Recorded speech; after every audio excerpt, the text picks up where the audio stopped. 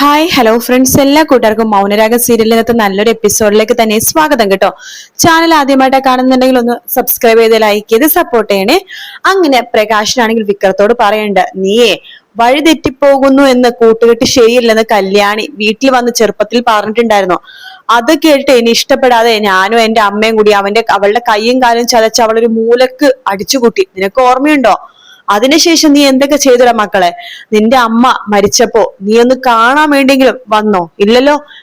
നിർത്തടോ തന്റെ പരമ്പുരാണം, ഒന്ന് നിർത്തടോ നാണം കെട്ടവനെ, അഴിച്ചു വിടടോ എന്നെ എന്ന് പറഞ്ഞിട്ട് വിക്രം കാലുണ്ടായിരുന്നല്ലോ, ആ കാല് കൊണ്ട് പ്രകാശനെ തട്ടുവാട്ടോ.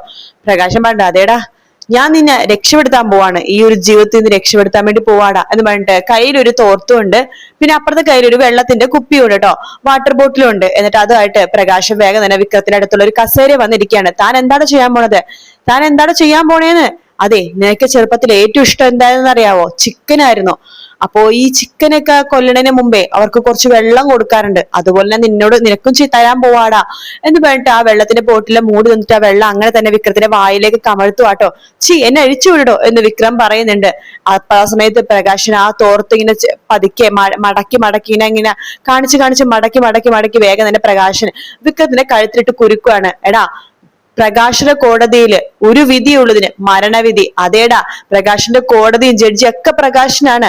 അവിടെ ഞാൻ നിനക്ക് മരണവിധി വിധിച്ചിരിക്കുന്നൂടാ എന്ന് പറഞ്ഞിട്ട് പ്രകാശൻ വിക്രത്തിന്റെ കഴുത്തിൽ പിടിച്ചിങ്ങനെ ആ ഒരു തോർച്ചെടിനെ പിടിച്ച് അമർത്തുവാട്ടോ. വിക്രം അപ്പോഴേക്കും നാക്കൊക്കെ പുറത്തേക്ക് ഇട്ട് മരണവെപ്രളം കാണിക്കുന്നുണ്ട്. പക്ഷെ പ്രകാശൻ നിർത്തുന്നില്ല.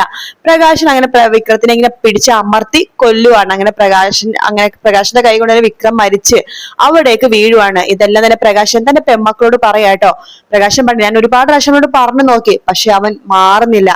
അവന് വാശിയായിരുന്നു, ഞാൻ എന്റെ പെമ്മക്കളെ കൊല്ലല്ലേടാ, എന്റെ പെമ്മക്കൾ ജീവിച്ചോട്ടെ എന്നൊക്കെ അവനോട് ഒരുപാട് പ്രാവശ്യം അപേക്ഷിച്ചു, അപേക്ഷിച്ചു പറഞ്ഞു. പക്ഷെ അവൻ അത് കേട്ടില്ല എന്ന് പറയണം. അതുകൊണ്ട് ഞാൻ അവനെ കൊത്തത് അച്ഛ എന്ന് പറഞ്ഞിട്ട് 3 പെമ്മക്കളോട് പ്രകാശനെ കെട്ടിപ്പിടിച്ച് കരയാണ്.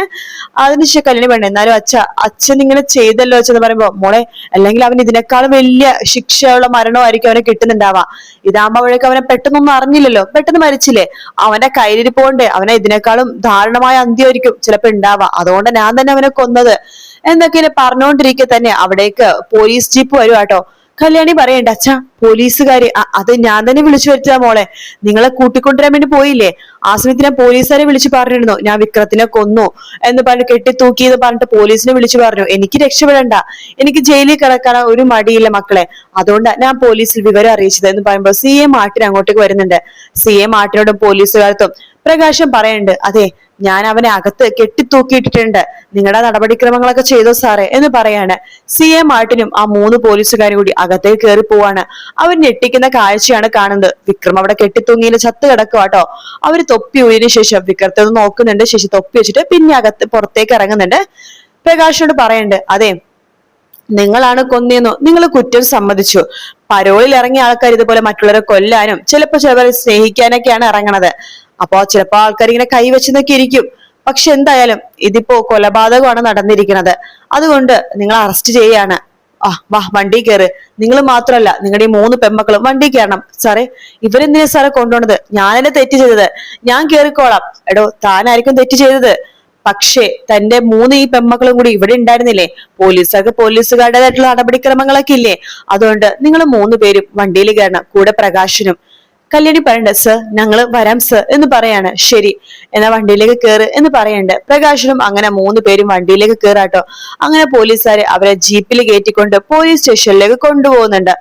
അതിനുശേഷം പോലീസ് സ്റ്റേഷനിൽ എത്തുമ്പോഴേക്ക് പ്രകാശം വീണ്ടും പറയാണ്, സാറേ എന്റെ പെമ്മക്കൾ ഒരു തെറ്റും ചെയ്തില്ലല്ലോ സാറേ, അവരെ പറഞ്ഞേക്ക് സാറേ, എന്തിനാ അവരിവിടെ നിർത്തിയേക്കണത് എന്ന് ചോദിക്കുമ്പോ CA പറയണ്ട്, പ്രകാശ ഈ കേസിൽ തനിക്ക് ജാമ്യം കിട്ടുമെന്ന് എനിക്ക് തോന്നണില്ല, സാർ എന്നെ കോടതി തൂക്കിക്കൊന്നാലും എനിക്ക് കുഴപ്പമില്ല എന്ന് പ്രകാശം പറയുമ്പോ, തന്നെ തൂക്കിയതും കൊല്ലിടോ, കാരണം വിക്രത്തിന്റെ ബാക്ക്ഗ്രൗണ്ടും കാര്യങ്ങളും വിക്രം എന്തിനാണ് പരോളിൽ ഇറങ്ങിയെന്നൊക്കെ കോടതി മുൻകൂട്ടി കാണുകയും അതിനെക്കുറിച്ച് സംസാരിക്കുകയൊക്കെ ചെയ്യും. അതുകൊണ്ട് തനിക്ക് കോടതി ഒരിക്കലും മരണശിക്ഷ തരില്ല, പക്ഷെ ഇനിയുള്ള കാലം തനിക്ക് ജയിലിൽ കിടക്കേണ്ടി വരും എന്ന് പറയണം.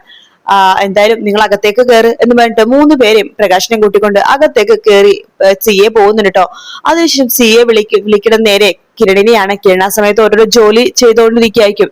കിരണിന്റെ മൊബൈലിലേക്ക് സിയയുടെ കോള് വരുന്നുണ്ട്. ഇയാൾ എന്തിനാ ഇപ്പൊ എന്നെ വിളിക്കണത് എന്ന് പറഞ്ഞിട്ട് കിരൺ ഫോൺ എടുക്കാണ്. ഹലോ സാറേ, ഞാനാണ് സിയെ. മനസ്സിലായി സാറേ. എന്താ സാറേ? അതെ, തനിക്കൊരു സന്തോഷ വാർത്തയുണ്ട്. തന്റെ ഒരു ശത്രുവും കൂടി പൊഴിഞ്ഞുപോയി. ശത്രുവോ? ആരാ സാറേ? എനിക്ക് മനസ്സിലായില്ല. വിക്രത്തിന്റെ കാര്യമോ പറഞ്ഞത്. അവൻ മരിച്ചു. വിക്രം മരിച്ചെന്നോ?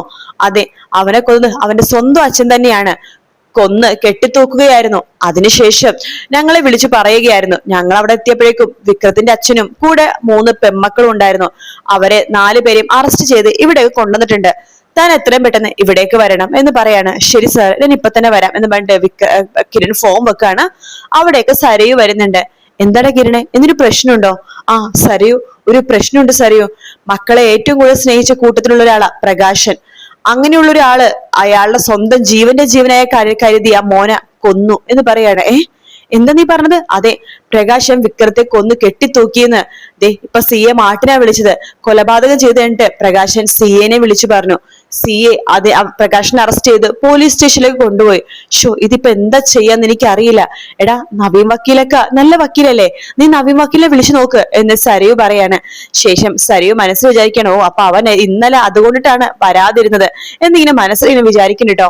അപ്പൊ കിരൺ പറയണ്ട്, പ്രകാശൻ എന്തിനാണാവോ ഇങ്ങനെ ചെയ്തത്? എന്നാലും എന്നോട് വാക്ക് പറയായിരുന്നു. എന്തായാലും ഞാൻ പോയി നോക്കട്ടേടി എന്ന് പറഞ്ഞിട്ട് കിരൺ അവിടെ നിന്ന് ഇറങ്ങാണ് നേരെ പോലീസ് സ്റ്റേഷനിലേക്ക്. സരയുനാണെങ്കിൽ വല്ലാത്തൊരു ഇതുപോലത്തെ അവരും മരിച്ചോ, ഇനിയിപ്പൊ കല്യാണിനെ കൊല്ലാൻ ആര് വരും എന്നൊക്കെ ആലോചിച്ച് ആകെ വിഷമിച്ചിരിക്കുകയാണ് സരയു. അങ്ങനെ കിരൺ ആണെങ്കിൽ ഒരു വക്കീലിനെയും കൂട്ടിക്കൊണ്ടിട്ടാണ് പോലീസ് സ്റ്റേഷനിലേക്ക് വരാൻ വേണ്ടി. അപ്പൊ തന്നെ നവീനെ വിളിക്കുന്നുണ്ട് കിരൺ. അതിനുശേഷം നവീൻ വേറൊരു കേസും കാര്യങ്ങളൊക്കെ ആയതുകൊണ്ട് ഒരു വക്കീലിനെ അവിടേക്ക് വിടുകയാണ് ചെയ്യണത്. ആ സമയത്ത് പ്രകാശിന്റെ അടുത്തേക്കാണെങ്കിൽ പെൺമക്കള് വരുന്നുണ്ട്. പ്രകാശൻ ജയിലിലും പെൺമക്കള് പുറത്താണ് കിടക്കണത് കേട്ടോ, പുറത്താണ് ഇരിക്കണത്. പ്രകാശിന്റെ അടുത്തേക്ക് 3 പെൺമക്കള് വരുവാണ്. അച്ഛ എന്ന് കല്യാണം വിളിക്കുമ്പോ പ്രകാശൻ വരുന്നുണ്ട്. മക്കളെ, കിരൺ വന്നില്ലേ? നിങ്ങളെ വിടുവായിരിക്കും മക്കളെ, കുഴപ്പമൊന്നുമില്ല കേട്ടോ എന്ന് പറയുമ്പോഴേക്കും കല്യാണി പറയണ്ട, അച്ഛൻ ഞങ്ങൾക്ക് ഇവിടുന്ന് പോകണമെന്നൊന്നും നിർബന്ധമൊന്നുമില്ല അച്ഛ, അത്ര നേരം ഞങ്ങൾക്ക് അച്ഛനെ കണ്ടോണ്ട് ഇവിടെ തന്നെ നിക്കാലോ എന്ന് പറയണം. ആ സമയത്താണ് കിരൺ അവിടേക്ക് വരുന്നത്. വക്കീല് പുറത്തന്നെ ഉണ്ട് കേട്ടോ. എന്തായി വക്കീല്? കുറച്ച് സീരിയുള്ള സംഭവമാണ്, എന്നാലും നമുക്ക് ശ്രമിച്ചു നോക്കാം. പ്രകാശിന്റെ കൂടെ സാറിന്റെ ഭാര്യനെയും പിന്നെ 2 ചേച്ചിമാരെയും കൂട്ടിക്കൊണ്ടു വന്നിട്ടുണ്ട്. വാ, നമുക്ക് സംസാരിക്കാമെന്ന് പറഞ്ഞിട്ട് കിരണയും കൂട്ടിക്കൊണ്ട് അകത്തേക്ക് പോവാണ്. പ്രകാശിനോട് സംസാരിച്ചുകൊണ്ടിരിക്കുകയാണ് കല്യാണിയും കാർത്തികയും കാദംബരിയും കൂടിയിട്ട്. അവിടേക്ക് ഒരു കോൺസ്റ്റബിൾ വരുന്നുണ്ട്. അതെ, നിങ്ങളെ സിയെ വിളിക്കുന്നുണ്ട് എന്ന് പറയാണ്. അത് കേട്ട് പ്രകാശൻ ചോദിക്കുന്നുണ്ട്, കിരൺ വന്നോ എന്ന് ചോദിക്കാണ്. വന്നിട്ടുണ്ട്. നിങ്ങൾ 3 പേരും വാ എന്ന് പറഞ്ഞിട്ട് കല്യാണിനെയും കാർത്തികനെയും അതുപോലെ തന്നെ കാദംബരിനെയും അവിടുത്തെ കോൺസ്റ്റബിൾ വിളിച്ചിട്ട് അങ്ങോട്ടേക്ക് കൊണ്ടുപോവാട്ടോ. കല്യാണി പ്രകാശനെ ഒന്ന് തിരിഞ്ഞു നോക്കുന്നുണ്ട്. പ്രകാശൻ കല്യാണി അടുത്ത് പറയണ്ടേ, എനിക്ക് കുഴപ്പമൊന്നുമില്ല മോളെ, ഞാൻ ഓക്കെയാണ്, സൂപ്പറാണ്, ഓക്കെയാണ്, ഒരു പ്രശ്നവും ഇല്ല, മക്കള് പോയിക്കോ, ഒരു കുഴപ്പമില്ല കേട്ടോ, മക്കളൊക്കെ നന്നായിട്ട് വരും എന്ന് പ്രകാശനെ കൈകൊണ്ട് കാണിക്കാണ്. കല്യാണി പൊട്ടിക്കരഞ്ഞുകൊണ്ട് പ്രകാശനെ നോക്കി അവിടെ നിന്ന് പോകുന്ന ഭാഗത്തോടെയാണ് ഇന്നത്തെ എപ്പിസോഡ് തീരുന്നത് കേട്ടോ. വീഡിയോ ഇഷ്ടപ്പെട്ടാൽ ലൈക്ക് ചെയ്യുക, സബ്സ്ക്രൈബ് ചെയ്യുക, കമന്റ് ചെയ്യുക. മറ്റൊരു വീഡിയോ ആയിട്ട് കാണാം. Take care. Bye bye.